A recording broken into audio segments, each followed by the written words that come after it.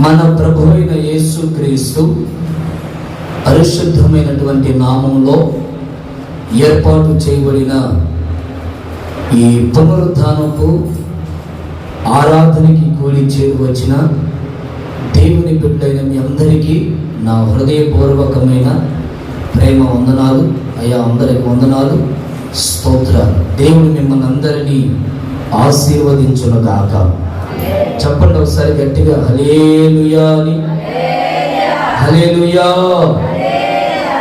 చాలా సంతోషం. గడిచిన వారంలో యాజకుల పాదాలు యోర్దాను నదికి తాకినప్పుడు యోర్దాను నది 2 పాయలుగా చీలింది అనే శ్రేష్టమైన సందేశాన్ని గడిచినటువంటి వారంలో మనం విన్నాం. మీరందరూ ఆ వాక్యాల ద్వారా ఆశీర్వదించబడుతున్నారని నేను నమ్ముతున్నాను, విశ్వసిస్తున్నాను. అందుకని శ్రేష్టమైన మాటలు ఈ కడవరి దినాలలో ప్రభు కొరకు మీరు పురుగొల్పబడాలి, ప్రభు రాజ్యానికి హక్కుదారులుగా మార్చబడాలి అన్న ఆలోచన, శ్రద్ధతో మరి శ్రేష్టమైనటువంటి మాటను మీకు తెలియజేయడం జరుగుతూ ఉంది. ప్రభు మిమ్మల్ని అందరినీ ఆదిష్టంగా నడిపించునుగాక. హల్లెలూయా. ఈరోజు ఒక భక్తుడి గురించి, ఒక ప్రవక్త, ఒక సేవకుడు గురించి నేను మీకు తెలియపరచాలని ఆశపడుతూ ఉన్నాను. చాలామంది ఆ వ్యక్తిని ఒక చులకనగా సండే స్కూల్లో కానీ, పెద్దలు కానీ, ప్రతి చోట ఆయన చరిత్ర ఒక చులకనగా కనపడుతున్నట్లుగా మనుషులు మాట్లాడుతారు. చరిత్ర హీనుడని, అవివేకని, అవిధేయుడు అని, అతనికంటూ ఒక విలువ లేదు అన్నట్లుగా రకరకాలుగా ఆయన గురించి మాట్లాడుకునే వాళ్ళు కూడా ఉన్నారు. కానీ బైబిల్ మాత్రం చాలా గొప్పగా ఆయన ఎంచింది అని బైబిల్లో రాయబడింది. ఆయన గురించి చరిత్రకారులు కూడా రాజుల గ్రంథాలలో ఆయన పేరు లిఖించబడింది. ఆయన చరిత్ర స్పష్టంగా రాయబడతా వచ్చింది.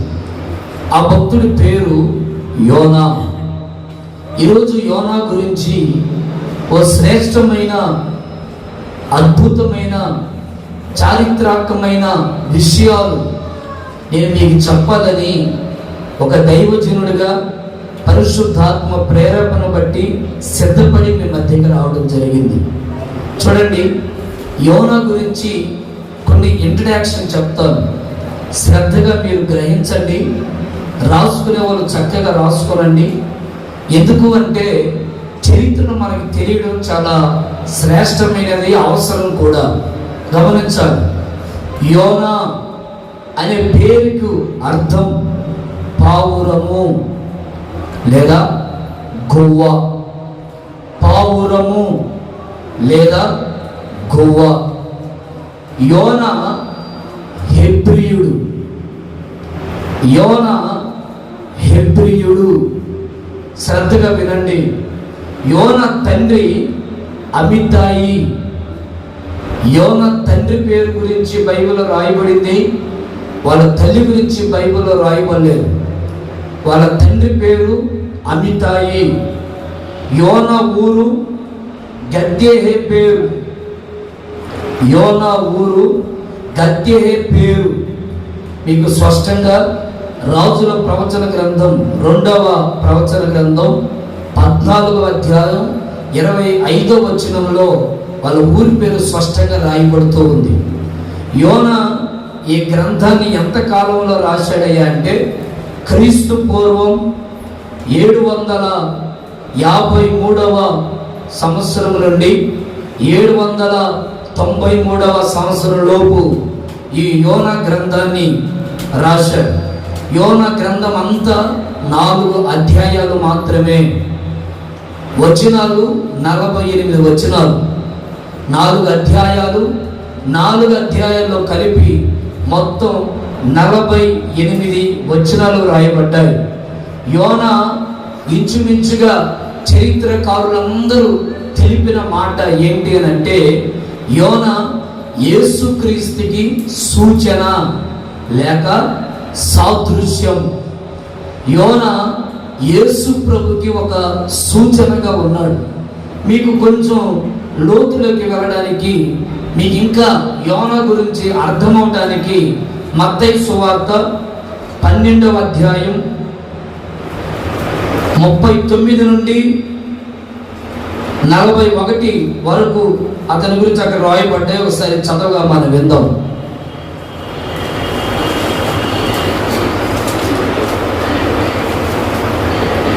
ప్రవక్త అయిన యోనను గురించి సూచన క్రియ గాని మరి ఏ సూచక క్రియ అయిన వారికి అనుగ్రహింపబడదు.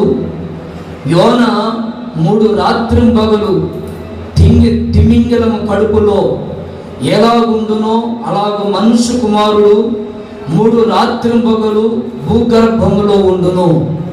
యేసు ప్రభు గురించి స్పష్టంగా రాయబడిన మాటలు. యేసు ప్రభు కూడా 3 రాత్రింబగలు భూగర్భంలో ఉన్నట్లుగా యోన కూడా అలాగా ఉన్నాడని యోనాని యేసు ప్రభుకి సాదృశ్యంగా పిలవడం జరిగింది.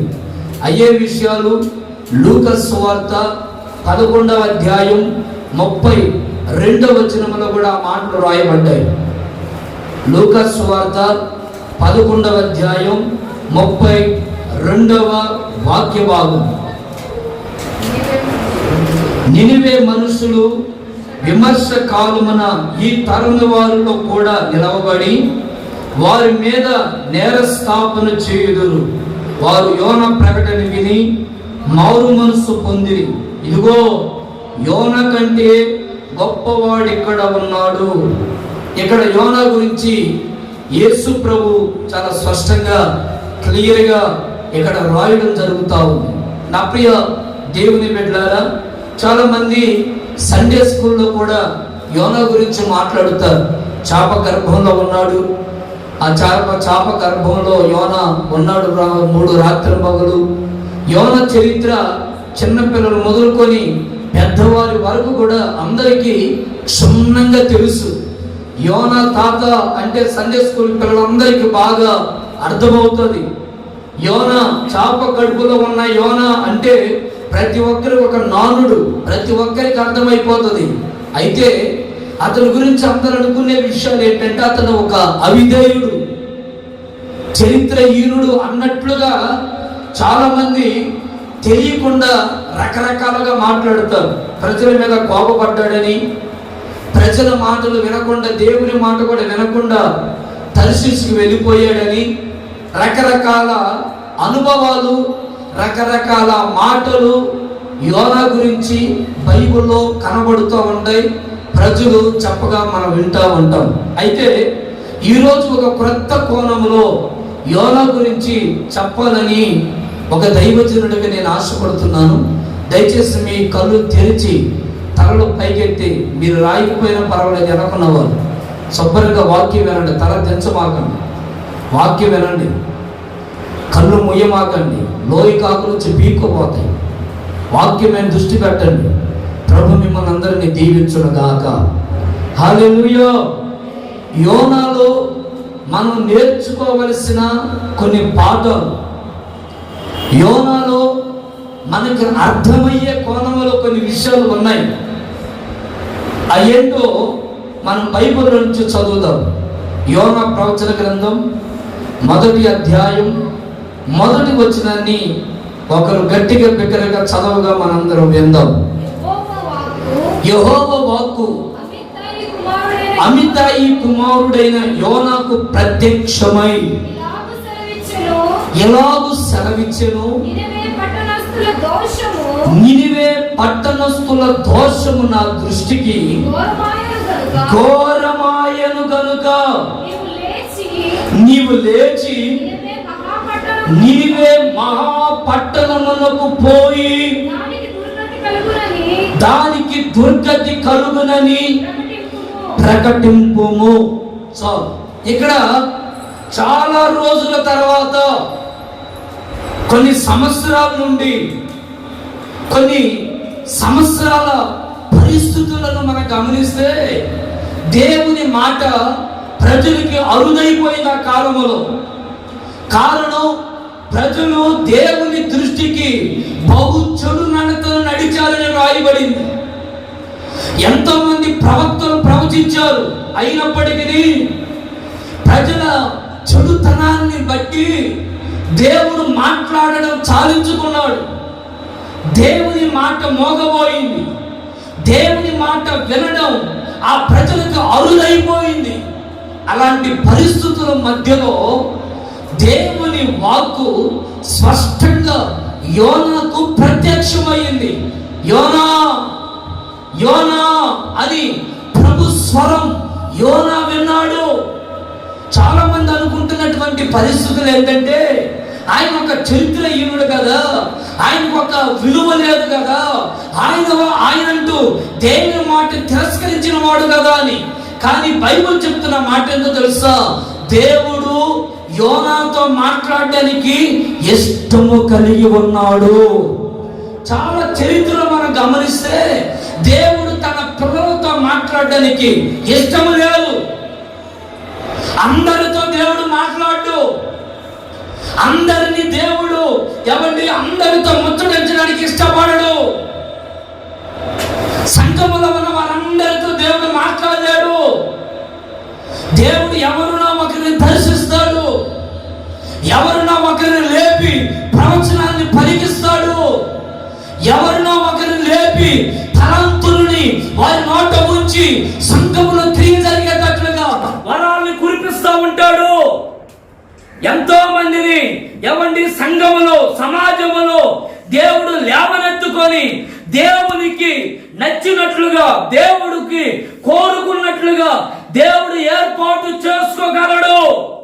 అయితే యోనాకి దేవుడు ప్రత్యక్షమై యోనాతో దేవుడు మాట్లాడడం ప్రారంభించాడు. యోనా, నినివే ప్రాంతం ఎలాగుందో తెలుసా? అది మహాపట్టణము, అది చాలా భయంకరమైన దోషముతో, కీడుతో, పాపముతో నింపబడిపోయింది అని చెప్పాడు. ఇప్పుడు మీరు ఇక్కడ బాగా గమనించాలి. నినివే ప్రాంతం, మీరు ఇప్పుడు నినివే ప్రాంతం గురించి చెప్తాను, శ్రద్ధగా వినండి. అసలు ఈ నినివే ప్రాంతం ఎక్కడ ఉందంటే, ఈ నినివే ప్రాంతంలో ఎవరు సంచరిస్తున్నారంటే, అసలు ఈ నినివే ప్రాంతం ఎంత పెద్ద మహాపట్టణం అంటే బైబిల్లో ఇంచుమించుగా 3వ అధ్యాయంలో రాయబడింది. 3 రోజులు ప్రయాణం చేసే అంత దూరం, 3 రోజులు రాత్రింబగలు 3 రోజులు ప్రయాణం చేస్తే ఎంత దూరం ఉంటుందో అంత పెద్ద మహాపట్టణం అది. అంత పెద్ద మహాపట్టణం, అంత పెద్ద మహాపట్టణం. ఆ పట్టణంలో ఎవరు? ఆ పట్టణము దేనికి ఒక మూల స్తంభముగా ఉంది అంటే, అసూరుల సామ్రాజ్యానికి అదొక రాజధాని. అసూరుల సామ్రాజ్యానికి అదొక రాజధాని. ఎవరి అసూరులు అంటే దేవునికి విరోధమైన వాళ్ళు, దేవుని మాటలకు విరోధులు, దేవుని ప్రజలని హింసించే వాళ్ళు, దేవుని ప్రజల మీద యుద్ధము చేసేవాళ్ళు. క్రీస్తు పూర్వం 722వ సంవత్సరంలో ఇశ్రాయేలు ప్రజల మీదకి దండెత్తి ఓ పెద్ద యుద్ధం చేసిన ఒక భయానకరమైనటువంటి పరిస్థితి, లేదా ఒక పెద్ద యుద్ధ భూమి జరిగింది. ఆ సంవత్సరంలో ఆ యుద్ధం మహాయుద్ధముగా మారిపోయింది. ఈ అసూరులు ఎవరంటే అపజయాలు చూడని వాళ్ళు. ఈ అసూరులు ఎవరంటే ఎవరికి భయపడని వాళ్ళు. ఎంత పెద్ద మహా సైన్యానికి రాజధాని నినివే ప్రాంత ప్రజలు. అంటే నినివే ప్రాంతం, ఇంకా ఈ నినివే ప్రాంతం ఎంత దుర్మార్గమైనదో ఆలోచించండి, ఎంత భక్తిహీనులో ఆలోచించండి, ఎంత చరిత్రహీనులో ఆలోచించండి, ఎంత మూర్ఖత్వం కలిగిన వాళ్ళు ఆలోచించండి, ఎంత వ్యసనాలకి బానిసైపోయిన వాళ్ళు ఆలోచించండి, ఎంత చిన్నపిల్లలు పెద్దలు వృద్ధులని లేకుండా తారతమ్యమే లేకుండా ఎంత భయంకరమైన పాపము ఊబిలో ఊరేగుతున్నారో మనం ఈ ప్రాంతాన్ని బట్టి చాలా స్పష్టంగా తెలుసుకోవాలని ఈ మధ్యాహ్నం నేను మీకు తెలియపరుస్తున్నాను. ఇలాంటి భయంకరమైనటువంటి ఈ ప్రాంతం మీద దగ్గరికి దేవుడు యోనాని పంపించడం జరిగింది. యోనాని ఆ ప్రాంతానికి పంపించడానికి కారణం చాలా ఉద్దేశాలు ఉన్నాయి. యోనా అంటే దేవుడికి ఎంత ఇష్టమో, ఎంత మమకారమో, ఎంత ప్రేమో ఈ అధ్యాయాలు మనకి చాలా క్షుణ్ణంగా కనబడుతూ ఉంటుంది. రాజుల 2వ గ్రంథం 14వ అధ్యాయం 25వ వచనాన్ని ఒకసారి చదువుగా మనందరం విందాం త్వరగా. గత్హేపెరు ఊరివాడైన అమిత్తయికి పుట్టిన తన సేవకుడైన యోనా అను ప్రవక్త ద్వారా, నా సేవకుడైన యోనా దేవుడు ఎలా సంబోధిస్తున్నాడు అంటే, నా సేవకుడైనటువంటి యోనా. నా ప్రియ దేవుని బిడ్డలారా, యోనా దేవునికి ఇష్టమైన వాడు. ఇంకోటి చెప్పాలంటే దేవుడు యోనా ఇద్దరు ఒక సత్సంబంధం కలిగిన వాళ్ళు, ఒక మంచి సంబంధం, ఒక మంచి ఫెలోషిప్, ఐక్యత. ఇప్పుడు ప్రాంతంలో ఉన్న వాళ్ళందరూ ఒకరికొకరికి సంబంధం కలిగి ఉండరు.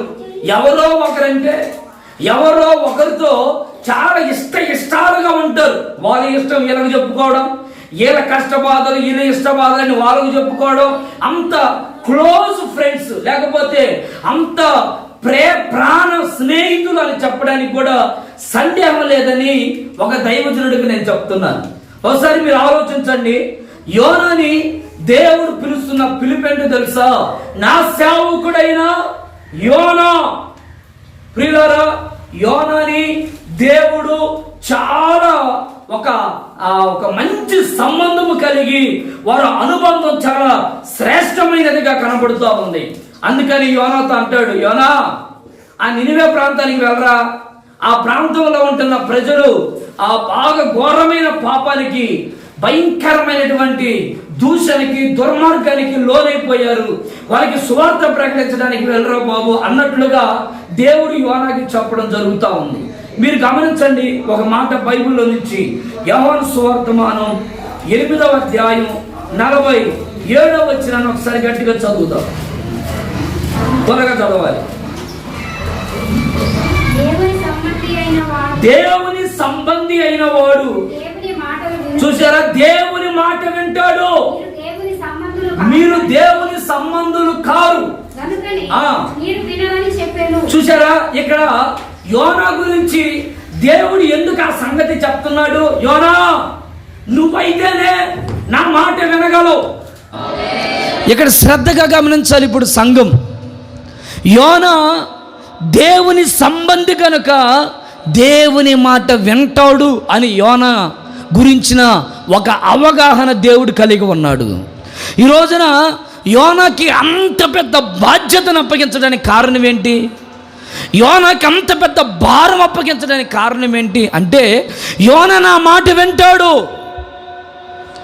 యోనా నా మాటకు లోబడేవాడు. యోనా ఎవరో తెలుసా? నా సంబంధి. యోనా నా మాట అంటే ఒక వేదవాక్కు. యోనాకి నేనంటే అపితమైనటువంటి ప్రేమ. అలాంటి యోనా గురించి దేవుడు అంటాడు, ఇదిగో ఈ ప్రాంతానికి వెళ్ళి సువార్తను ప్రకటించు అంటాడు. ఈ రోజున చాలామంది పాపాన్ని విడిచిపెట్టండి, లోకాన్ని విడిచిపెట్టండి, లోకములో ఉంటున్న అనుభవాల్ని విడిచిపెట్టండి, సినిమాలు, సీరియాలు, త్రాగుడు, వ్యసనాల్ని మరిచిపోండి అంటే దేవుని సంబంధి కానివాడు దాన్ని విడిచిపెట్టడానికి మనసుని నిలుపుకోలేడు. అదే దేవుని సంబంధం అయితే ఒక్కసారి చెప్పిన వెంటనే తన జీవితాన్ని మార్చుకోవడానికి ఇష్టపడతాడు, తన బ్రతుకుని మార్చుకోవడానికి ఇష్టపడతాడు. తన రోత పాత జీవితాన్ని విడిచిపెట్టి దేవుని కొరకు బ్రతకడానికి తన నడుమనే మనస్సుని కట్టుకోనగలడు. Praise the lord. ఈరోజున చాలామంది దేవుని మాట వినేవాళ్ళు లేరు. పేరుకేమో మందిరానికి వచ్చేవాళ్ళే, పేరుకేమో చర్చికి వెళ్ళేవాళ్ళే, పేరుకేమో పరిచర్య చేసేవాళ్ళే, పేరుకేమో దేవుని బిడ్డలే, కానీ దేవుని మాట వినేవాళ్ళు లేరు. దేవుడంటే లెక్క లేదు, దేవుడంటే విధేయత లేదు, దేవుడంటే గౌరవం లేదు, దేవుడంటే వినయ భయభక్తులతో కూడిన ఆ అనుభూతి లేదు.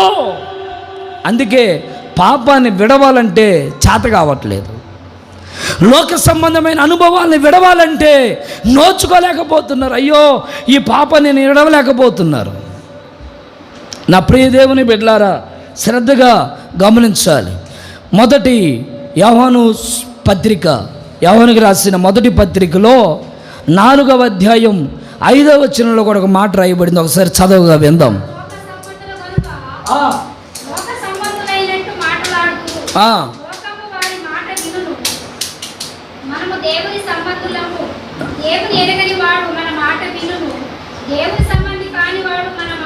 చూసారా, దేవుని సంబంధి అయితే దేవుని మాట వింటాడు, లోక సంబంధి లోకుల మాట వింటాడు. ఇక్కడ సత్యాన్ని విండవు. ఈ సత్యవాక్కులు వారికి పొరపాటున అర్థం కావు. ఈ సత్యం వారి గుండెలోకి పొరపాటున వెళ్ళదు. ఎందుకంటే వాళ్ళ ఆలోచన అంతా లోకం మీదే, లోకాశల మీదే, లోక తత్పర్యం మీదే, లోకం మీదే వాళ్ళ తపన. అందుకని లోకస్తుల మాటలే వింటూ ఉంటారు. అందుకే యేసయ్య అంటారు, యోనా నా సంబంధి. Praise the lord.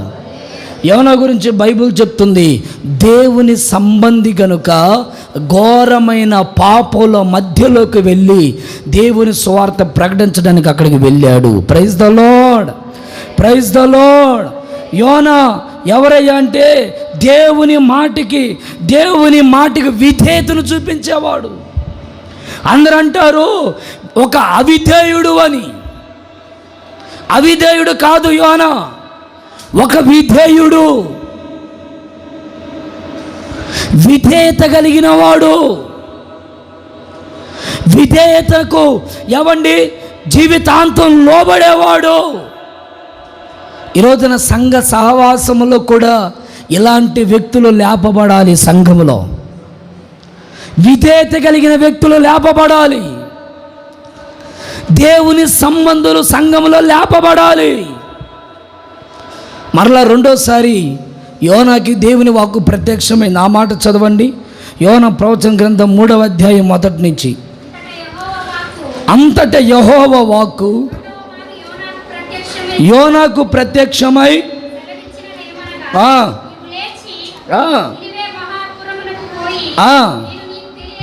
చూసావా, నేను చెప్పిన మాట మరలా చెప్పు. యోనా అక్కడ, అయ్యా నేను నినివేకి వెళ్ళనయ్యా, తర్షీసుకి వెళ్తానయ్యా అని ఒక చిన్న అలక మనం అక్కడ చూస్తాం. అది కోపం కాదు, మాట వినని స్వభావం కాదు. అది మీకు కొంచెం అర్థమవటానికి చెప్తాను చూడండి. అది దేవుని మీద ఒక చిన్న, వాళ్ళిద్దరి మధ్యలో ఉన్న ఒక సంబంధం. అది అబ్రహాం ఉన్నాడు.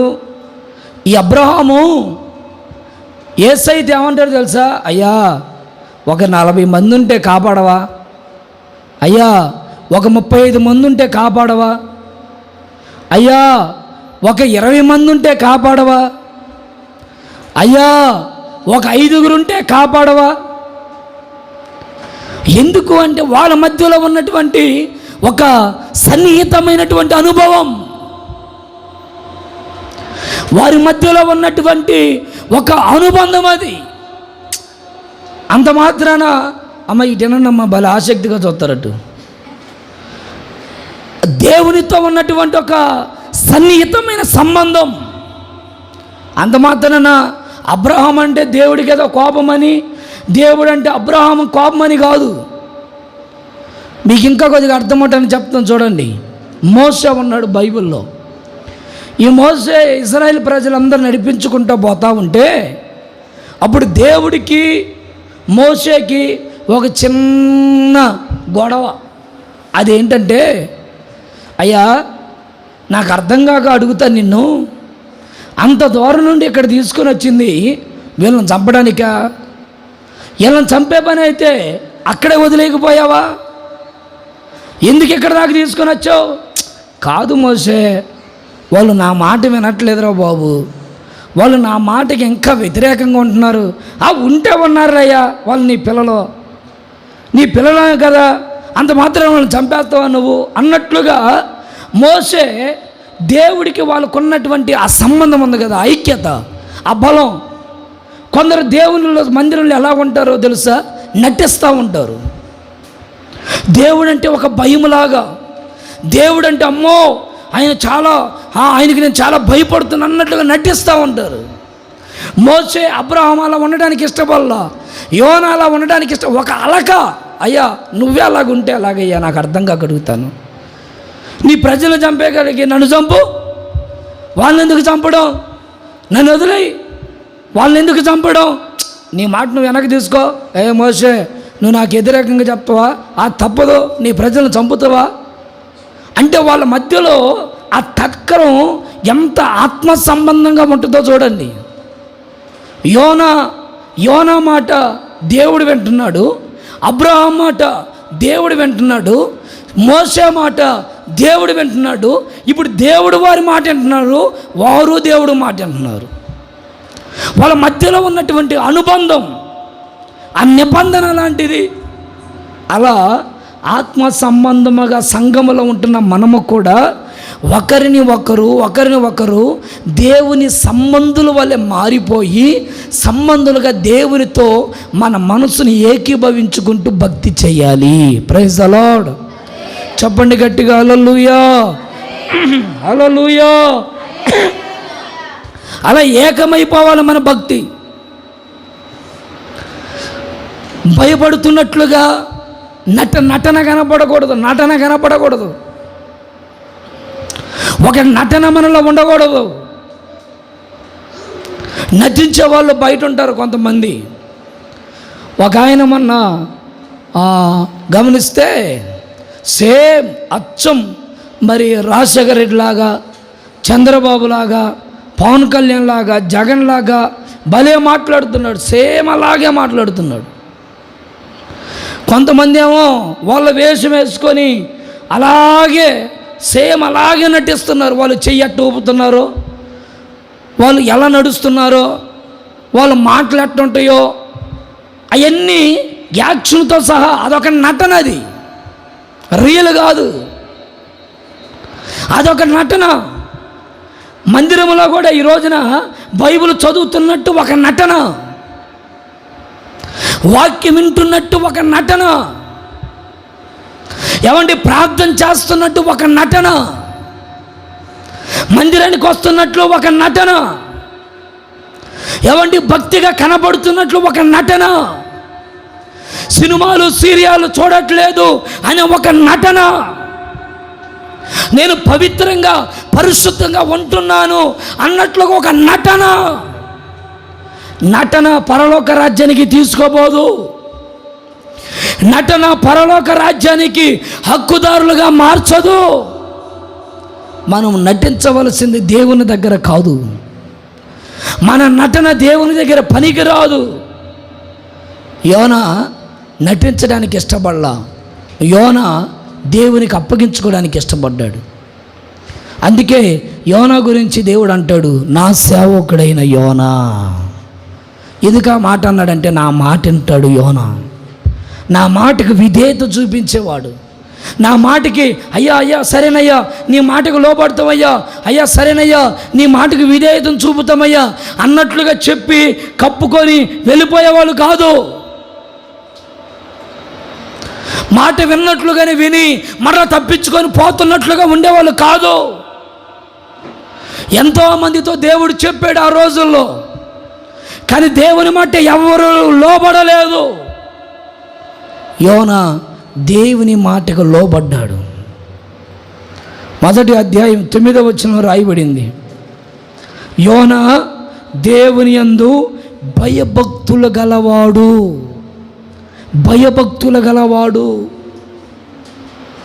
నా ప్రియ దేవుని బిడ్డలారా, మందిరానికి వస్తున్నటువంటి మనం, భక్తి చేస్తున్నటువంటి మనం దేవుని మాట నటించకుండా ఉండాలి. మన భక్తిలో నటన కనబడకూడదు. మన భక్తిలో వేశ్యనైనా క్షమిస్తాడు, కానీ వేషధారిని క్షమించడు.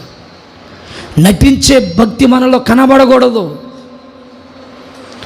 వేషధారణ భక్తి మనలో ఉండకూడదు. మనము నమ్మకమైన, సంతృప్తికరమైన, నిత్యమైన మంచి మనస్సాక్షి కలిగి మనం భక్తి చేసేదముగాక. ఆమేన్, ఆమేన్.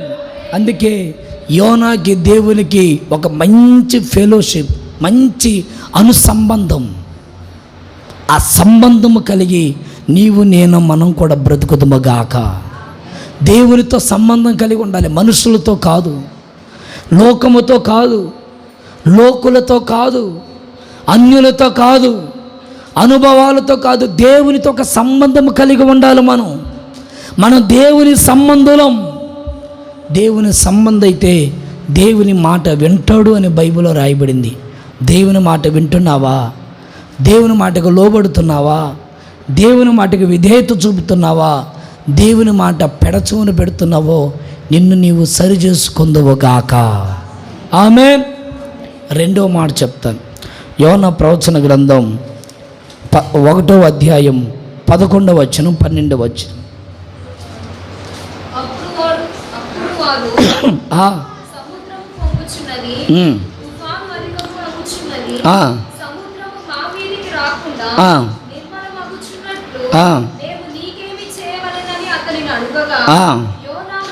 యోనా అంటాడు, నన్ను బట్టి గొప్ప తుఫాను మీ మీదకి వచ్చానని నాకు తెలుసు, అందుకని నన్ను ఎత్తి సముద్రములో పడవేయుడి, అప్పుడు సముద్రం మీ మీదకి రాకుండా నిమ్మలించును అని అతడు వారితో చెప్పాను.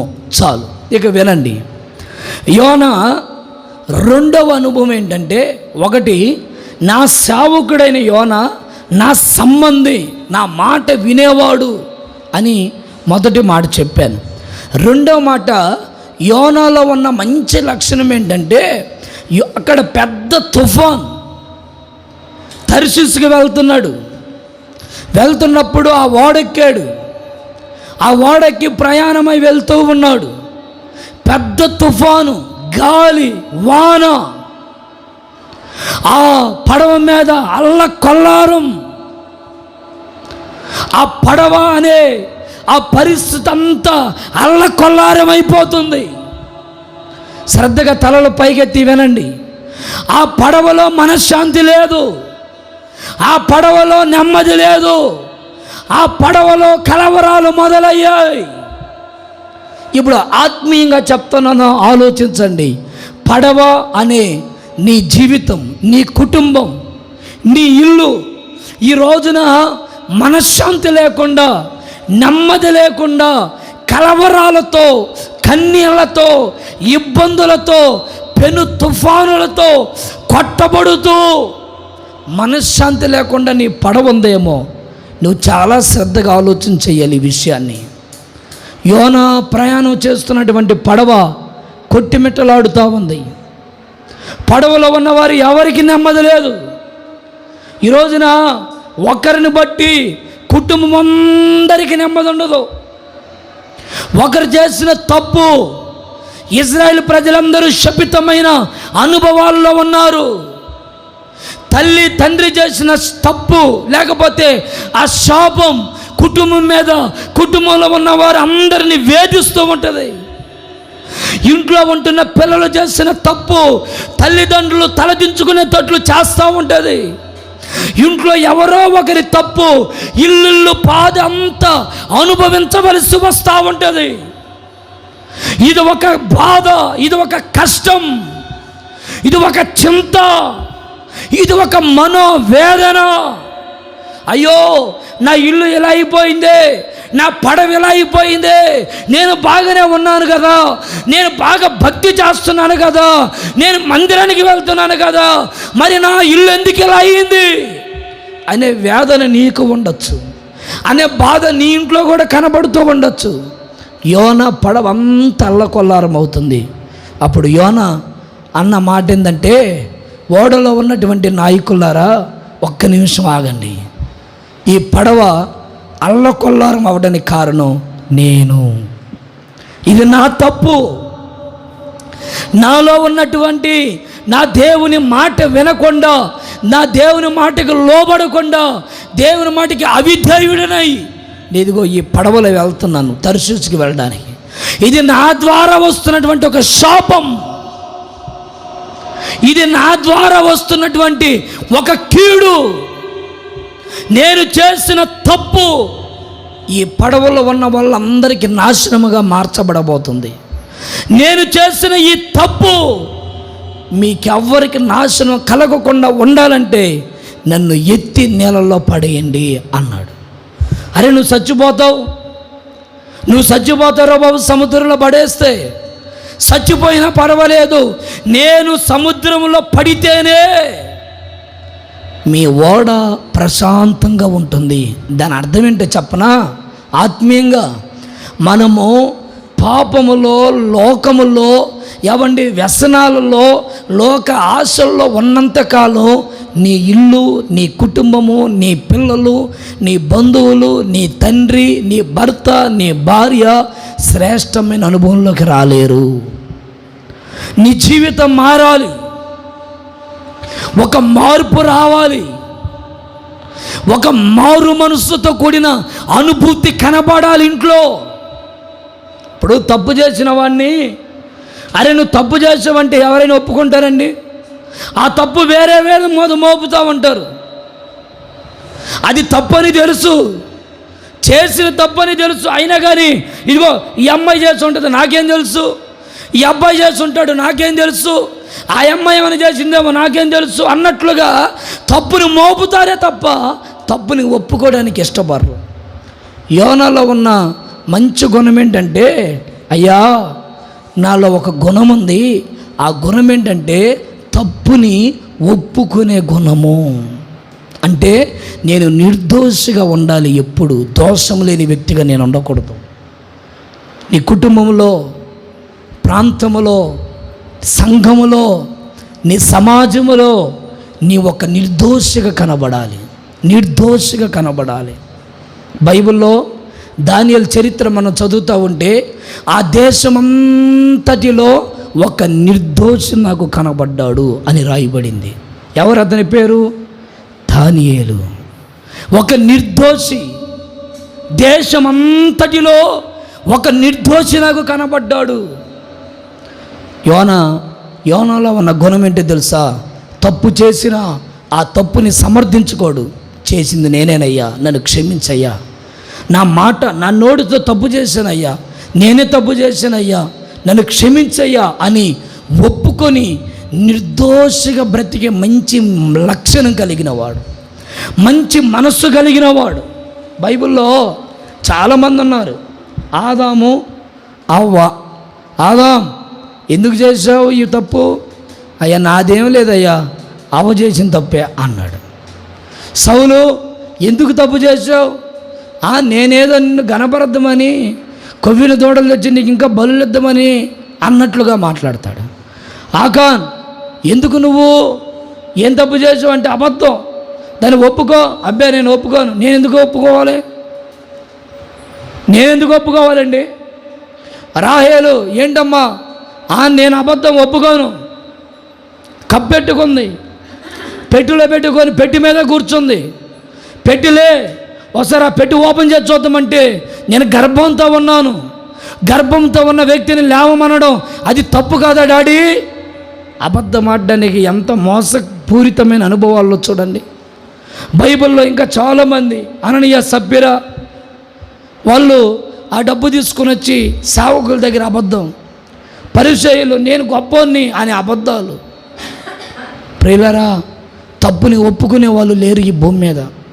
ఇస్కరియోతు యోధా అన్నాడు, అయ్యా నేను చేసిన తప్పు అని ఒప్పుకొని ఉంటే అతడు కనికరించబడేవాడని వాక్యంలో రాయబడుతుంది. కానీ అతను కనికరించబడలేదు.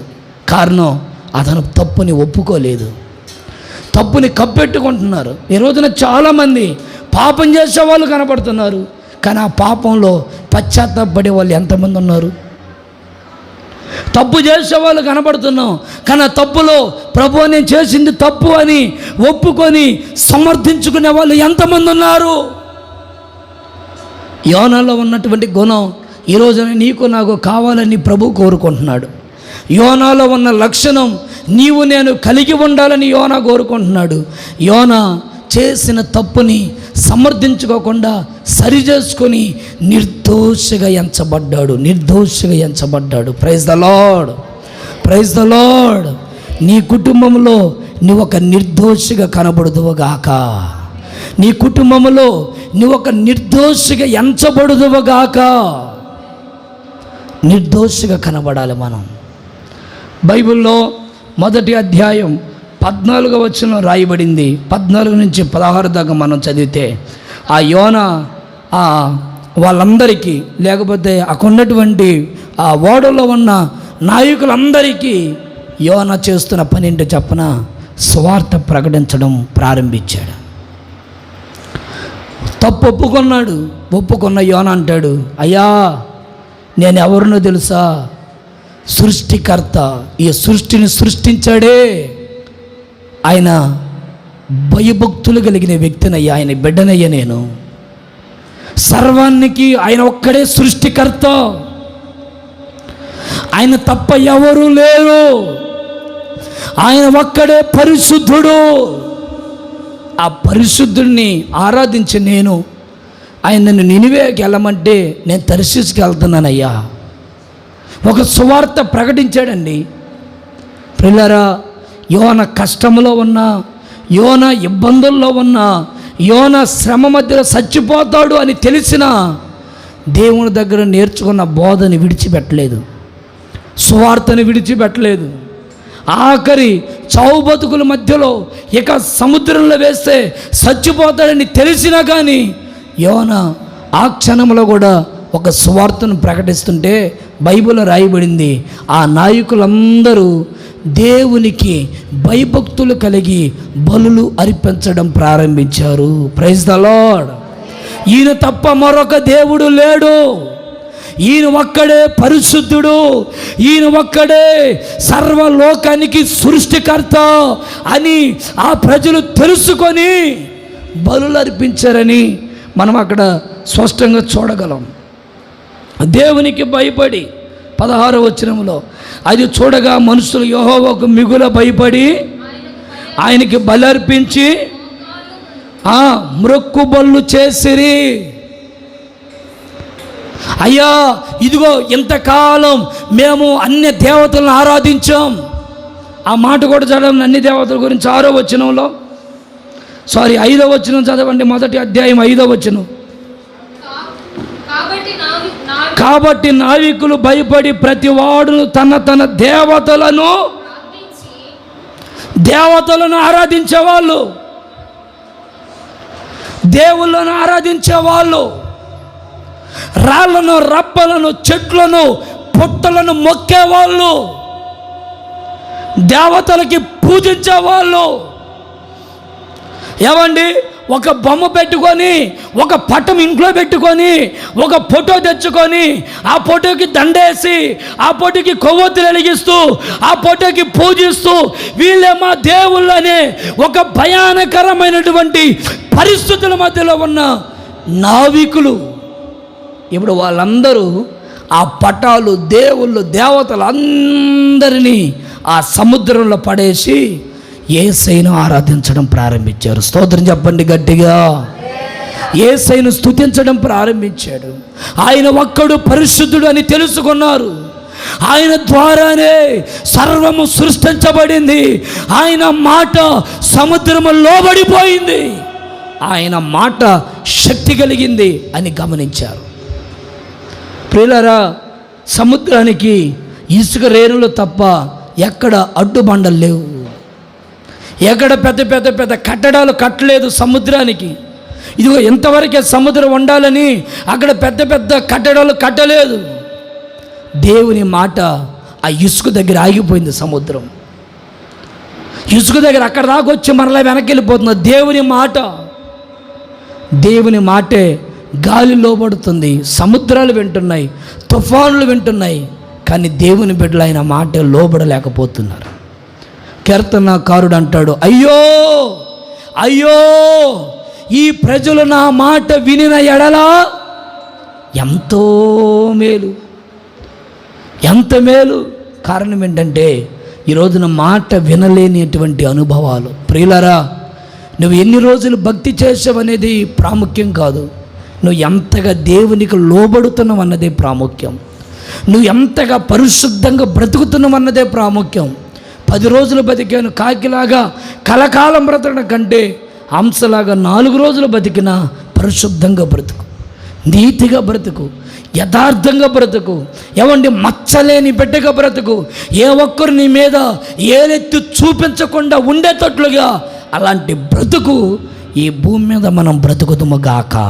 ఆమేన్, ఆమేన్, ఆమేన్. యోనా, ఏవండి, యోనా ఒక చెట్టు కింద కూర్చుంటే ఆ చెట్టు దగ్గర అప్పటికప్పుడే ఒక సొర చెట్టు పెద్దదైపోయింది, మంచిగా ఫలించింది. ఆయన చుట్టూరు ఒక నీడలాగా ఏర్పడింది. తర్వాత రోజే దేవుడు ఒక పురుగును పంపించాడు. చెట్టు అంతా పురుగు తినేసింది, ఎండిపోయింది, చచ్చిపోయింది.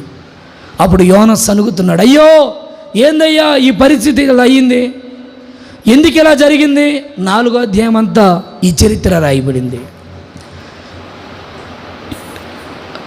యోనాతో దేవుడు అంటాడు, యోనా, ఆ చెట్టుకి నీకు సంబంధం లేదు, నువ్వు వేసే విత్తనం వేయలేదు, లేకపోతే నువ్వే నీళ్ళు పోయలేదు, నువ్వు దాన్ని నాటలేదు, దాని అంతటికి అదే పెరిగింది, దాని అంతటికి అదే ఎండిపోయింది, చచ్చిపోయింది. ఒక చెట్టు గురించే నువ్వు అంత బాధపడుతున్నావే. ఈ ప్రజలు నా ద్వారా నిర్మించబడిన వాళ్ళు, నా స్వహస్తాలతో వారిని నేను నియమించాను. ఈ బిడ్డలు అన్యం పుణ్యం ఎరగని ఈ ప్రజలు పాపంలో బొర్లాడుతూ పాపంలో పడిపోతుంటే వాళ్ళని నాశనం చేయాలని నువ్వు వాళ్ళ నాశనం చూడాలని చూస్తున్నావా? వాళ్ళ నాశనము కోరుకుంటున్నావా? వాళ్ళు నశించిపోతే నాకెంత బాధ. అందుకే వాళ్ళు కొంచెమైనా పశ్చాత్తాపడతారేమోనని నీ ద్వారా సువార్తను ప్రకటిస్తున్నాను. యోనా మాటకు ఆశ్చర్యపోయాడు. 3వ అధ్యాయం అంతా మనం గమనిస్తే, ఏవండి, 3వ అధ్యాయంలో ఒక గొప్ప ఆశీర్వాదముతో కూడిన మాటలు అక్కడ రాయబడతాయి. అదేంటంటే ఒక మంచి ఒప్పుకోలు, ఒక మంచి పశ్చాత్తాపం, శుద్ధీకరణ, ప్రార్థన జీవితం అంతా 3వ అధ్యాయం. ప్రార్థన చేయడం, గోని బట్టలు ధరించుకొని రాజుతో సహా పశ్చాత్తాపడ్డం. అయ్యా, నేను చేసిన తప్పే, నన్ను క్షమించు. ఒప్పుకున్నారు. మీకు ఒక మాట చెప్పనా? బైబిల్లో రాసి పెట్టుకోండి ఈ మాటని. బైబిల్ చరిత్ర అంతటిలో నినివే ప్రాంతం అంత పెద్ద ఊరు ఏ దేశంలో లేదు. అంత పెద్ద మహాపట్టణం. అద్భుతం ఏంటో చెప్పనా? ఒక్కరోజే యోనా సువార్త చేసింది. 3 రోజులు ప్రయాణం చేసే అంత పెద్ద ఊరిలో ఒక్కరోజే సువార్త చేశాడు. ఆ ఒక్కరోజు ఆ ఊరంతా తిరిగాడా? తిరగలేదు. కొన్ని ప్రాంతాలకి వెళ్ళడానికి అవకాశం దొరికింది, అన్ని ప్రాంతాలకు వెళ్ళడానికి, ఆ ప్రాంతం అంతా తిరగడానికి ఆయనకు అవకాశం దొరకలా. ఎన్న 10 మంది, ఆ 10 మంది వారు చెప్పుకుంటూ వెళ్ళిపోయారు. ఆ ప్రాంతం అంతా విన్నారు. విచిత్రమైన మాట ఏంటో చెప్పనా? వాళ్ళందరూ ఊరు మొత్తం రక్షణలోకి నడిపించబడ్డారు. చప్పలు కొట్టండి గట్టిగా, హల్లెలూయా. ఒక ప్రాంతానికి వెళ్తే అక్కడ క్రైస్తవులు ఉంటారు, హిందువులు ఉంటారు, ముస్లింలు ఉంటారు. ఇంకో ప్రాంతానికి వెళ్తే అక్కడ రకరకాల జాతులు ఉంటారు. ఒకే ప్రాంతంలో అందరూ క్రైస్తవులు ఉంటారు, ఎవరొకరు మారు మనసు లేనివాడు ఉంటాడు అక్కడ. కానీ ఈ నినివే ప్రాంతం గురించి అద్భుతం ఏంటో చెప్పనా? అందరూ క్రైస్తవులే. Praise the lord. నీ ఇల్లంతా క్రైస్తవ ఇల్లుగా మారిపోవును గాక. నీ ఇంట్లో ఒకరు యేసు ప్రభువు నమ్ముకొని మరొకరు విగ్రహ ఆరాధనలో ఉండడం అది దేవుని చిత్తము కాదు. నీ ఇల్లంతా నీ ద్వారా రక్షణలోకి నడిపించబడుదురుగాక. నీ ప్రాంతమంతా రక్షణలోకి నడిపించబడుదురుగాక. ఈ రాష్ట్రమంతా రక్షణలోకి వచ్చుదురుగాక. దేశమంతా క్రైస్తవ దేశముగా మారునుగాక. యోనా చేసిన ఒక్కరోజు సువార్త ప్రాంతంలో ఉద్యమం రగలడానికి కారణముగా మారింది. నీ సువార్త, నీ ప్రయాస, నీ తపన నీ ఇల్లంతా రక్షణలోకి రావడానికి నువ్వు ఒక కారణముగా మారుదువుగాక. చాతగాని వ్యక్తిలాగా నువ్వు ఉండకూడదు, నీ ఇంట్లో పనికిరాని వ్యక్తిలాగా నువ్వు ఉండకూడదు, నీ పని నువ్వే చూసుకునే వ్యక్తిగా నీ ఇంట్లో నువ్వు ఉండకూడదు. నీకు ఒక భారం, ఒక బాధ్యత నీ మీదకు వచ్చింది. రాజు సైతం గోనె పట్ట ధరించుకొని రాజసింహాసనాన్ని పక్కన పడేసి బూడిద మీద కూర్చున్నాడు. మంత్రులకు శాసనం తెలియపరిచే, ఏ మంత్రులారా, ఇంకా ఎందరెందరైతే గర్వం అనే గుర్రం ఎక్కున్నారో వాళ్ళందరికీ చెప్పు, ఉపవాస ప్రార్థనలోకి రండి, మోకరించమను, ప్రార్థన చేయమను, యెహోవాకు బలులు అర్పించు, మొరపెట్టమను. ప్రతి ఒక్కరూ పశువులతో సహా, చిన్న పిల్లలతో సహా. ఈరోజున ఎంతమందిని నీ పిల్లల్ని మందిరానికి వచ్చేటప్పుడు పస్తులు పెట్టి తీసుకొని వస్తున్నావు? ఎంతమంది పస్తులుండి మందిరానికి రాగలుగుతున్నారు? ఒక్క పూటైనా ఉపవాసం ఉండగలిగిన వాళ్ళు ఉన్నారా? అయ్యా నాకు ఆ రోగం, నాకు ఈ రోగం, నాకు ఈ బలహీనత, నేను తినకపోతే అడ్డం పడతాను, అమ్మో నాకు నీరసం అని చెప్పుకునే వాళ్ళే తప్ప, అయ్యా నేను దేవుని ఉపవాసం ఉండి ఆరాధనలో పాలు పొంది ఆరాధన అయిపోయినాక నేను అన్నం తింటున్నాను, ఒక నిష్ఠతో, ఒక భక్తితో ఆయన ఆరాధించి ఆ ఆరాధనలో నేను ఆయన్ని స్తుతిస్తున్నాను. అలాంటి రోషముతో కూడిన వైరాగ్యం మనకు రావాలి. యోనా చచ్చిపోవడానికి సిద్ధపడ్డాడు.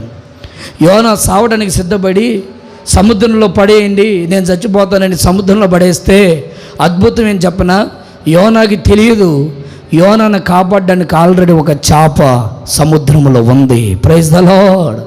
నువ్వు అనుకోవచ్చు, అమ్మో ఈ కష్టం వచ్చిందే, ఈ నింద వచ్చిందే, ఈ అవమానం వచ్చిందే, ఈ ఆర్థిక ఇబ్బందులు వచ్చాయి, ఇక నా వల్ల కాదేమో, అమ్మో అని నువ్వు భయపడనక్కర్లేదు.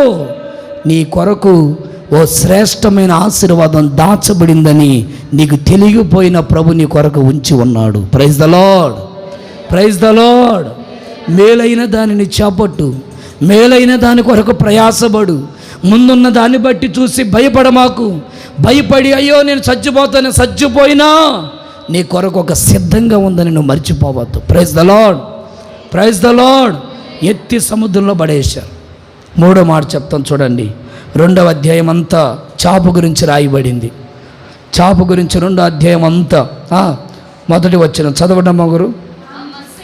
ఆ మత్స్యము కడుపులో నుండి యోనా యెహోవాకు, చూసారా యోనా చరిత్ర ఎంత అద్భుతంగా ఉందో. ఒక్కొక్క అధ్యాయం ఒక్కొక్క చరిత్రగా మారింది. 2వ అధ్యాయంలో రాయబడింది, చేప కడుపులోకి యోనా వెళ్ళాడు. చేపలంటే అందరికీ ఇష్టమే కదా, చెప్పరేంటండి? చేపలంటే బాగా ఇష్టం. చేపలు మార్కెట్కి వెళ్ళండి, ముక్కులు బిగించుకుంటా ఉంటాం, ఏంది వాసన, చేపల వాసన చూస్తేనేమో చిరాకు వస్తుంది, కూర తినాలంటే ఇష్టంగా ఉంటుంది. యోనా చేప కడుపులోకి వెళ్ళాడు. కడుపుని ఒక ప్రార్థన గదిగా మార్చుకున్నాడు. భయంకరమైనటువంటి ఆ నాచు, ఆయన తలంతా కూడా నాచు పట్టిపోయింది. ఆ భయంకరమైన పరిస్థితిని ఒక ప్రార్థన గదిగా మార్చుకున్నాడు. ఆ శ్రమలో, ఆ ఇబ్బందులో, ఆ కష్టములో, ఆ రోతలో మనం ప్రార్థన చేయాలంటే తలస్నానం చేయాలా, ఇంకా మంచి చీర కట్టాలా, మంచిగా బొల్లు తోముకోవాలి, చాలా శుభ్రంగా ఉండి అమ్మా ఇప్పుడు నేను ప్రార్థన చేయాలంటారు.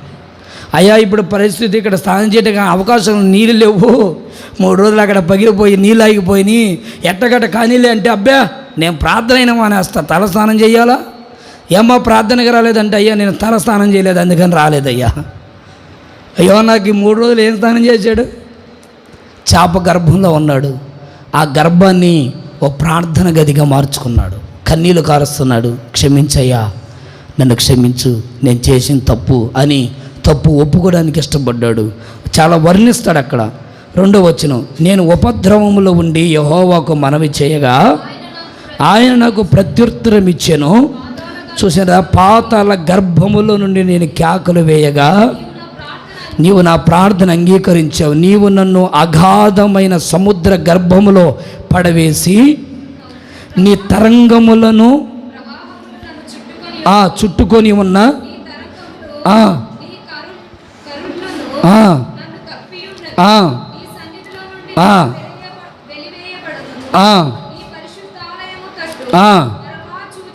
చూశారండి, బైబిల్లో యోన ఎంత చక్కటి ప్రార్థన చేస్తున్నాడు. సముద్ర అగాధ జలముల్లో నన్ను పడేశావు, అగాధములో పడిపోయాను నేను. కానీ అగాధములో ఉన్నానని బాధపడకూడదట క్రైస్తవుడు, అగాధములో ఉన్నానని కృంగిపోకూడదట. అగాధ జలముల్లో ఉన్నప్పటికీ, అలాంటి పరిస్థితుల మధ్యలో ఉన్నప్పటికీ కూడా యోన ప్రార్థన చేస్తూ ఉన్నాడు. ప్రభువా, నీవిచ్చిన ఆరోగ్యాన్ని బట్టి స్తోత్రాలు, నీవిచ్చిన క్షేమం బట్టి స్తోత్రాలు, నీవిచ్చిన ప్రార్థన జీవితం కొరకు స్తోత్రాలు. నన్ను క్షమించు, నీ మాట వినలేదేమో, నేను నీ కొరకు బ్రతుకుతాను, నేను సరైన ప్రార్థన జీవితం నాలో లేదేమో, ఇకనైనా నేను బాగా ప్రార్థన చేస్తాను అని సముద్ర గర్భములో, చేప గర్భములో ఉండి కన్నీళ్లు కార్చి యోన ప్రార్థన చేస్తుంటే చేప కూడా ఉపవాసం ఉండింది. Praise the lord. అయ్యో, చేప ఉపవాసం ఉండడం అంటే ఎంత గొప్ప విషయం. యోన ఉపవాస ప్రార్థన చేస్తుంటే చేప ఏం చేస్తాను చెప్పండి? నువ్వు ఉంటే ఉండు, నేను ఉండలేనమ్మా, అమ్మో మధ్యాహ్నం దాకా నేను ఉండలేనమ్మా, నాకైతే 2 మెతుకులని తెచ్చిపెట్టండి అమ్మా అనిందా? అబ్బో నేను ఉండలేనమ్మా, నాకు ఇంత ఉప్మానం ఉండిపోమ్మా, ఇంత అమ్మ నేను ఉండలేను, 2-3 ఇడ్లీనన్నా తినొద్దానమ్మా అని అనిందండి. నువ్వు ఉపవాసం ఉంటే నేను కూడా ఉపవాసం ఉంటానమ్మా అని. చేప కూడా 3 రోజులు ఉపవాసం ఉంది. ఆ చేప చేసే ప్రార్థన, అయ్యా ఒక పరిశుద్ధుడు నా కడుపులో ఉన్నాడు, ఈయన ఎప్పుడు ఎక్కడికక్కలో తొందరగా నాకు ఆజ్ఞయ్యా, తొందరగా నాకు ఆజ్ఞయ్యా అని చేప ప్రార్థన చేసుకుంటా ఉంది. యోనా లోపల ప్రార్థన చేస్తున్నాడు, చేప ప్రార్థన చేస్తుంది. ఇంట్లో ఉన్న వాళ్ళందరూ ప్రార్థన చేసే వ్యక్తులుగా మారాలా? స్తోత్రం. నీ ఒక్క ప్రార్థన నీ కుటుంబానికి సరిపోవట్లేదు, నీ ఒక్క ప్రార్థన నీ కుటుంబాన్ని మార్చడానికి సరిపోవట్లేదు. అందుకని ప్రార్థన సమూహం కలవాలి, ప్రార్థనలో ఏకీభవించాలి. ఎందుకు ఉపవాస ప్రార్థనలు పెట్టేదంటే అందరూ కలిసి భారంగా ప్రార్థన చేస్తారని, అందరూ కలిసి ప్రార్థనలో ఆ కుటుంబం కొరకు వేడుకోవాలని, అందరూ కలిసి కన్నీరు కార్చాలని. ఎందుకు ఉపవాస ప్రార్థనలకు రమ్మనేది మిమ్మల్ని? ఏదో మీరు వచ్చి కనబడితే ఒక అద్భుతం, ఏదో ఒక సంతోషం అని కాదు. మీరు వచ్చి కనబడి కూర్చొని కన్నీరు గారిచి ప్రార్థన చేస్తే ఆ కుటుంబానికి ఒక సపోర్ట్. నేనున్నా, నీ కొరకు ప్రార్థన చేయడం నేనున్నానమ్మా. ప్రార్థన చేయడానికి లేవనెత్తబడాలి మనం. ఎవరెవరికో సహాయాలు చేస్తూ ఉంటాం, బోడి సహాయం అంతా, ఉత్తత సహాయాలు. ఎవరికి కావాలా సహాయాలు? ప్రార్థన సహాయాన్ని అందించు నీ ఆత్మీయులకి. నీ బిడ్డల కొరకు ప్రార్థన చేయడానికి ఒక సమాజంగా కూడుకో. సంఘములో ఖాళీగా ఉన్నప్పుడు, అమ్మా ఈరోజు ఖాళీగా ఉన్నాం కదా, ఇదిగో నా సమస్యల కొరకు మనం ముగ్గురమైన కలిసి ప్రార్థన చేసుకుందాం, రా మందిరం తాళం తీసుకొని మందిరంలో కూర్చొని ప్రార్థన చేద్దాం, ఒక పూట అయినా మా కుటుంబం కొరకు ప్రార్థన చేయండి అని కలుపుకోవాలి ప్రార్థనలో. ఇదొక సపోర్టు. చేప ఆ రోజు సహకరించకపోతే యోనా ప్రార్థన చేసేవాడు అంటారా? దేవుడు మాట వినిందండి చేప కూడా సహకరించింది, ఉపవాసం ఉండడానికి ఇష్టపడింది. ఇతరుల సమస్య నీ సమస్యగా ఎంచుకొని నీవు కూడా పస్తులుండి ప్రార్థన చేస్తే అప్పుడు ఆ కుటుంబానికి ఫలితము, ప్రయోజనము, మేలు. వాళ్ళొక్కరే ఉపవాసం ఉంటే సరిపోయిద్దా? నువ్వు కూడా ఉండాలి కదా. ఆ కుటుంబం కొరకు ప్రార్థన చేయడానికి వెళ్తున్నావు కదా, మరి నీవు కూడా ఎంతో కొంత సమర్పణతో, ఒక త్యాగముతో ఉపవాసం ఉండి ప్రార్థన చేయి, నడుము కట్టుకో. ఆ కుటుంబం దీవించబడితే అది పట్టణానికి క్షేమం కదా. ఆ కుటుంబం ఆశీర్వదించబడి వారికి ఉంటున్న దరిద్రం పోతే, ఆ శాపం పోతే సంఘములో మనకెంత ఆనందం, ఘనత ఉంటుంది. ఆ ప్రార్థన చేసే వ్యక్తులు లేపబడాలి సంఘములో. Praise the lord, praise the lord. యోనా అలాంటి ప్రార్థన జీవితం కలిగి ఉన్నాడు. ప్రియులారా, యోనా చేసిన ప్రార్థన అద్భుతం ఎంత చెప్పనా? ప్రపంచ చరిత్రలోనే ఎంత గొప్ప ఉజ్జీవము ఎక్కడ రగలలేదట. నినివే ప్రాంతంలో రగిలినట్లు ప్రపంచ చరిత్రలోనే ఎంత పెద్ద ఉజ్జీవం ఇక ఏ ప్రాంతంలో జరగలేదట. కారణం చేప, యోనా ప్రార్థన అనుభవం. నీ ఇంట్లో ప్రార్థన లేకపోతే మనం ఎన్ని వాక్యం వింటున్నా, ఎన్ని పాటలు పాడినా అది వ్యర్థమే.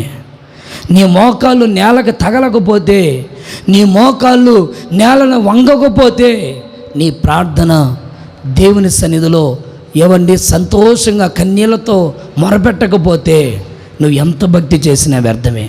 నీ పాట ప్రయోజనకరంగా మారదు, నీ వాక్యం ఆ రోజున అక్కడికి రాదు. నీ మోకాళ్ళ ప్రార్థనే సాతాను సైన్యాన్ని కుప్పకూల్చడానికి ఎదురైపోతాయి. అయ్యా, నేను మంచి పాటగాన్ని, నేను మంచి వాక్యం బాగా చెప్తాను, నేను మంచి కళాకారునయ్యా, నీ కళలన్నీ గంగలో పోసినట్లే, దేనికి పనికిరావు. నీ ప్రార్థనే నిన్ను రాజుల ఎదుట నిలబెడుతుంది, అధికారుల ఎదుట నిలబెడుతుంది, సాతాను ఎదుట నిలబెడుతుంది. ఆ తరువాత దేవుని సింహాసనం ఎదుట నిలబడేటట్లు చేస్తుంది. Praise the lord. ప్రార్థన కలిగి ఉండు, ప్రార్థనలో వెనకబడి పోమాకు. ప్రార్థన అంటే మోకాళ్ళ మీద నిలబడి కన్నీళ్లు కార్చడం నేర్చుకో. ప్రార్థన అంటే ప్రలాపించడం నేర్చుకో, ఏడవడం నేర్చుకో, అంగలావచ్చు. రాజుకి ఎన్ని పనులు ఉన్నాయి, రాజుకి ఎంత డబ్బు ఉందండి, రాజుకి ఎంత ఐశ్వర్యం ఉందండి, కానీ రాజు తలదించుకొని మోకరించి కన్నీళ్లు కారుస్తున్నాడు. దావీదు గురించి రాయబడింది, రాజు దావీదు, కానీ దావీదుకున్న శ్రేష్టమైన లక్షణం, దావీదు నువ్వు ఎక్కడ మనశ్శాంతిగా ఉంటావయ్యా అంటే, నేను నా దేవుని మందిరంలోనే ప్రశాంతంగా ఉంటానయ్యా. ఎందుకంటే మందిరంలో ఆయన ప్రార్థన జీవితం కలిగి ఉండే అనుభవం, మంచి ప్రార్థన అనుభవం. అక్క వినాలి, ఒక మంచి ప్రార్థన లక్షణం, ఒక మంచి ప్రార్థన అభిషేకం, ఆ ప్రార్థన మంట, ఆ ప్రార్థన ఆ అభిషేకం నిన్ను ఏం చేయాలి తెలుసా? మండించాలి, మండించాలి, మండించాలి. నువ్వు ప్రార్థనలో మండించబడుతుంటే నిన్ను తాగడానికి వచ్చిన సాతాను కాలిపోవాలి, నిన్ను ముట్టడానికి వచ్చిన రోగాలు కాలిపోవాలి. అవి నిన్ను కాల్చడం కాదు, నువ్వు వాటిని కాల్చేయాలి. ఆ ఫైర్ నీకు రావాలి. మంట మండించబడే ఏవండి, ఒక కర్ర దగ్గరికి వెళ్ళి మన చేత్తో ఆ మంటను పట్టుకోగలుగుతామా? పొరపాటును పట్టుకోలేవు, ఎందుకంటే అది కాలుతూ ఉంటుంది కనుక. కాలుతో ఉన్న నిన్ను ఎవడు ముట్టలేడు, ముట్టలేడు, ముట్టలేడు. Praise the lord. ముట్టకుండా ఉండాలంటే నువ్వు ఎప్పుడు ప్రార్థనలో కాల్చబడుతూ ఒక మంచి అభిషేకముతో నువ్వు నడిపించబడుదువు గాక. యోనాలో 3 లక్షణాలు స్పష్టంగా మీకు తెలియపరిచాను. దేవుని సంబంధి, దేవుని మాట వినేవాడు. అందుకే యోనా గురించి యేసయ్య అంటారు, నా సేవకుడైన యోనా నా మాట వినేవాడని. 2, యోనాలో నన్ను ఎత్తి సముద్రంలో పడేయండి అయ్యా అనే అడిగే అనుభవం. అంటే అర్థం ఏంటో తెలుసా? చేసిన తప్పిదాలను, చేసిన పాపాలని ఒప్పుకొని నిర్దోషిగా బతకాలి. నేను న్యాయంగా బ్రతకాలి. ఏది న్యాయమో న్యాయంగా జీవించాలి, అన్యాయంగా ఉండకూడదు. నేను అయ్యో నాకేదో నష్టం కలుగుద్దని నేను అన్యాయంగా ఉండకూడదు, నేను న్యాయంగా బ్రతకాలి. ఏది న్యాయం? ఈ రోజున న్యాయాన్ని అన్యాయాలు చేసి బ్రతుకుతున్నారు, అన్యాయాల్ని న్యాయం చేసి బ్రతుకుతున్న రోజులు ఇవి. ఈ రోజుల్లో నువ్వు ఎలా బ్రతుకుతున్నావు అన్నదే దేవుడు కోరుకుంటున్న కోరిక. న్యాయంగా బ్రతుకు, న్యాయం కొరకు బ్రతుకు. న్యాయం అనేది నిర్దోషత్వంగా, ఆ పాపం లేని వ్యక్తిగా, పాపం లేని పరిశుద్ధునిగా జీవించు. యేసుప్రభు అలా బ్రతికాడు, పాపం లేకుండా జీవించాడు, పాపం లేని పరిశుద్ధుడు ఆయన. అందుకే ఆయన గురించి మనం ఆరాధించడానికి కారణం, ఆయనకు ఒక భార్య కాదు, 10 మంది భార్యలు కాదు, 100 మంది భార్యలు, కొంతమందికి లక్షల మంది, వేల మంది భార్యలు. దేవుళ్ళు, దేవతలు అనే వాళ్ళు సమాజానికి ఏం చూపిస్తున్నారో తెలుసా? మేము ఇంతమంది భార్యలను చేసుకున్నాం, మీరు కూడా వాళ్ళని చేసుకోండి అన్నట్లుగా. కానీ యేసుప్రభు అలా బతకలా. నేను పరిశుద్ధంగా బ్రతికా, మీరు పరిశుద్ధంగా బ్రతకండి. నేను నీతిగా బ్రతుకుతున్నా, మీరు నీతిగా బ్రతకండి. భూమి మీద శ్రమలు వస్తాయనే మనిషి రూపంగా ఆయన ఈ లోకానికి వచ్చి శ్రమలన్నీ అనుభవించి, మనిషి శ్రమలు అనుభవించగలిగినంత మాత్రానే మనిషికి అన్ని శ్రమలు అనుగ్రహించి ఆయన ఈ భూమి మీద తన రక్తాన్ని చిందించి మరల తిరిగి వెళ్ళాడు, మరల రాబోతున్నాడు. ఆయన రెండోసారి వచ్చినప్పుడు నీవు నేను ఎత్తబడే గుంపులో కనబడుదుముగాక. విడవబడితే భయంకరమైన శ్రమల కాలం రాబోతుంది. 7 ఏళ్ల శ్రమల కాలం, భయంకరమైనటువంటి ఇబ్బందులు, కష్టాలు, కన్నీళ్ళు, తప్పించుకోలేవు. చావాలని ముందు తగినా చావు రాదు. పాముతో కాటేసుకొని, ఒకవేళ పాము కాటుకన్నా సద్దమని పాముతో కరిపించుకున్నా ఎన్ని పాములు నిన్ను కరిచినను సావు. విషము తాగినా ఆ విషము తాగితే చచ్చిపోతాననుకొని విషము గొడగొడ తాగిన విషం ద్వారా నువ్వు సావు. ఉరేసుకొని చచ్చిపోతే బాగుంటుందని ఉరితాడు కట్టుకొని ఎంత ఊగులాడినా పొరపాటున నువ్వు చావు. ఖచ్చితంగా శ్రమలు అనుభవించవలసిందే. ఆ శ్రమలు అయిపోయేదాకా మరణం పొరపాటున ఏ మనిషికి రాదు. ఆ మరణం, ఆ శ్రమలు రాకముందే పరిశుద్ధంగా బ్రతుకు, నీతిగా బ్రతుకు, ప్రభు కొరకు సిద్ధపడుదువుగాక. మూడవది, యోనా చాప గర్భంలో కన్నీరు గార్చి ఏమన్నా రోత, పరిస్థితులు, ప్రతికూలతలు, ఇబ్బందులు, కన్నీళ్ళు, కష్టాలు,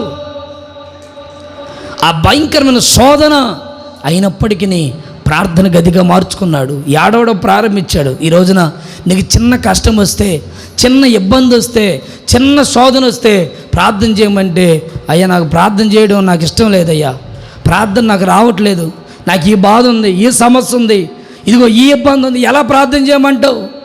ఏమని ప్రార్థన చేయమంటావు? దేవుడు ఏం చేస్తాడు? ఇన్ని కష్టాలు, ఇన్ని బాధలు, ఇన్ని ఇబ్బందులు వచ్చాయని మనం సాగులు వెతుక్కుంటాం. యోనాకి సాగులు వెతుక్కోవడానికి ఇష్టపడలా. ప్రభువా, ఈ చాప గర్భంలో ఉన్నానయ్యా, దయచేసి నా ప్రార్థన ఆలకించు ప్రభువా, నువ్వు ప్రార్థన ఆలకించే దేవుడు అయ్యా అని ప్రతికూలతల్లో కూడా ప్రార్థన చేయడం నేర్చుకున్నాడు. ప్రార్థన చేయి, కన్నీళ్ళు కార్చు, ఉపవాసం ఉండు, ప్రభుకు అప్పగించుకో. ప్రభు నిన్ను నిండారులుగా దీవించునుగాక. ఇటు మాటలు ప్రభు మన హృదయాల్లో ఫలభరితముగా మార్చునుగాక. ఆమెన్.